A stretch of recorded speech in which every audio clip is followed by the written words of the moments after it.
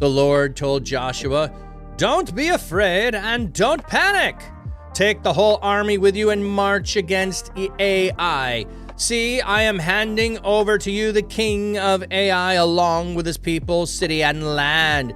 Do to Ai and its king what you did to Jericho and its king, except you may plunder its goods and cattle. Set an ambush behind the city." Joshua and the whole army marched against Ai. Joshua selected 30,000 brave warriors and sent them out at night. He ordered them, "Look, set an ambush behind the city. Don't go very far from the city.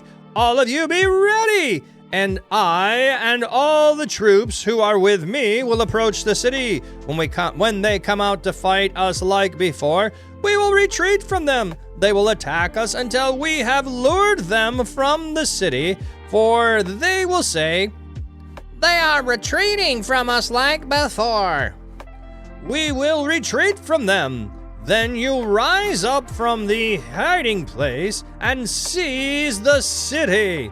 The Lord your God will hand it over to you. When you capture the city, set it on fire in keeping with the Lord's message. See, I have given you orders." Joshua sent them away, and they went to their hiding place west of Ai, between Bethel and Ai. Joshua spent the night with the army.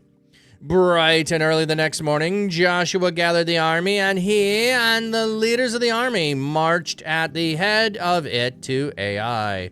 All the troops that were with him marched up and drew near the city. They camped north of Ai on the other side of the valley. He took 5,000 men and set an ambush west of the city between Bethel and Ai. The army was in position. The main army north of the city and the rear guard west of the city. That night Joshua went out in the middle of the valley.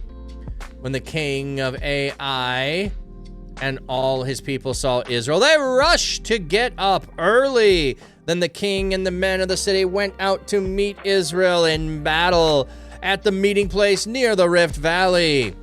But he did not realize an ambush was waiting for him behind the city. Joshua and all Israel pretended to be defeated by them, and they retreated along the way to the wilderness. All the reinforcements in Ai were ordered to chase them. They chased Joshua and were lured away from the city. No men were left in Ai or Bethel. They all went out after Israel. They left the city wide open and chased Israel.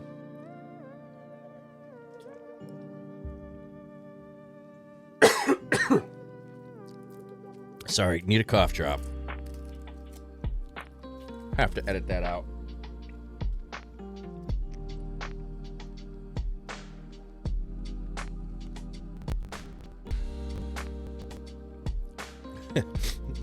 March against Ai. We've received instructions from the Bible. Now we know how to march against Ai.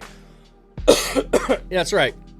Any heap of rubble you see, you can defeat that heap of rubble. You just got to put an ambush, and then you can defeat the heap of rubble. Let me see if this is warmer. Nope, it's not. It's not. All right. The Lord told Joshua, "Hold out toward Ai the curved sword in your hand, for I am handing the city over to you." So Joshua held out toward Ai the curved sword in his hand. When he held out his hand, the men waited in ambush, rose up quickly from their place, and attacked. They entered the city, captured it, and immediately set it on fire. When the men of Ai turned around, they saw the smoke from the city ascending into the sky, and were so shocked they were unable to flee in any direction. In the meantime, the men who were retreating to the wilderness turned against their pursuers. When Joshua and all of Israel saw the men in ambush had captured the city and that the city was going up in smoke, they turned around and struck down the men of Ai. At the same time, the men who had taken the city came out to fight, and the men of Ai were trapped in the middle. The Israelites struck them down, leaving no survivors or refugees. But they captured the king of Ai alive and brought him to Joshua. When Israel had finished killing all the men of Ai who had chased them toward the wilderness, they all fell by the sword. All Israel returned to Ai and put the sword to it. So 12,000 men and women died that day, including all the men of Ai. Joshua kept holding out his curved sword until Israel had annihilated all who lived in Ai. But Israel did plunder the cattle and the goods of the city in keeping with the Lord's orders to Joshua. Joshua buried Ai and made it a permanent uninhabited mound. It remains that way to this very day. He hung the king of Ai on a tree, leaving him exposed until evening. At sunset, Joshua ordered that his corpse be taken down from the tree. They threw it down at the entrance of the city gate and erected over it a pile of stones. It remains to this very day.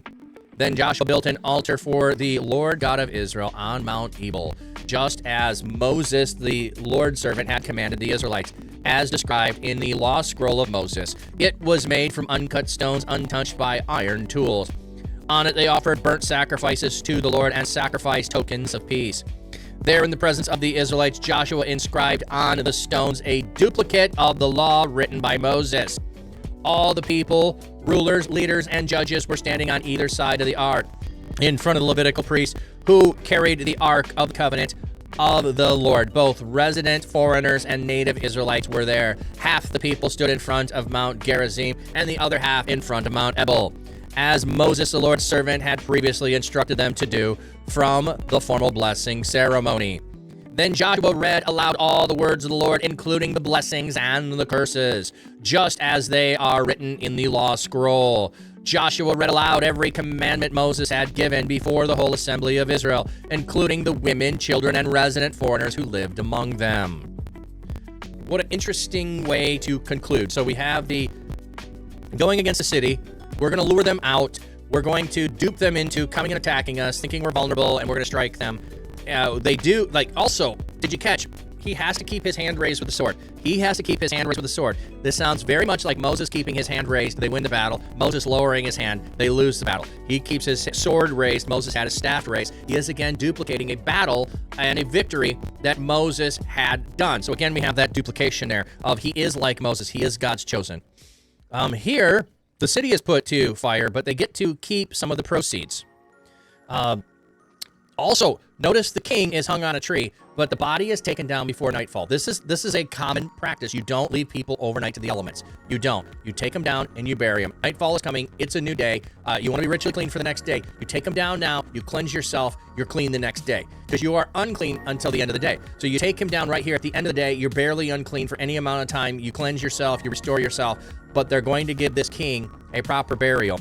It's also interesting that he carves a stone. Where was it? Joshua inscribed on the stones a duplicate of the law written by Moses.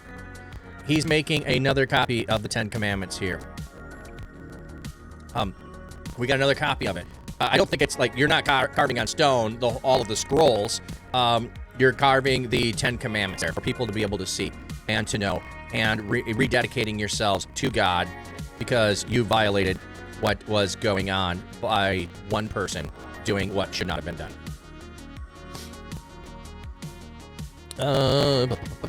Okay, so we made it through 8. Made it through Joshua 8, so I think I'll do it this way.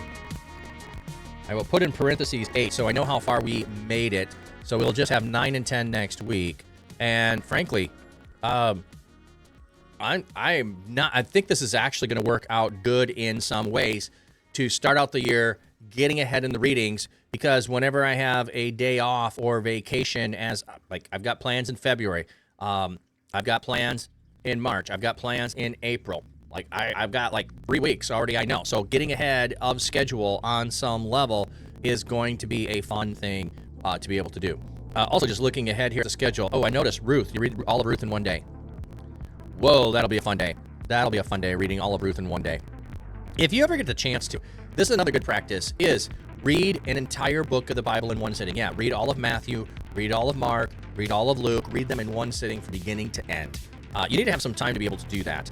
And you need to not go and have side conversations like I do or look up words when you're doing it. Just sit to read it so that you can grasp the entirety of the book all in one sitting. I'm gonna guess, do we do Esther all in one day? No, we do Esther in 2. Esther's back here. Oh man. I might rearrange some of the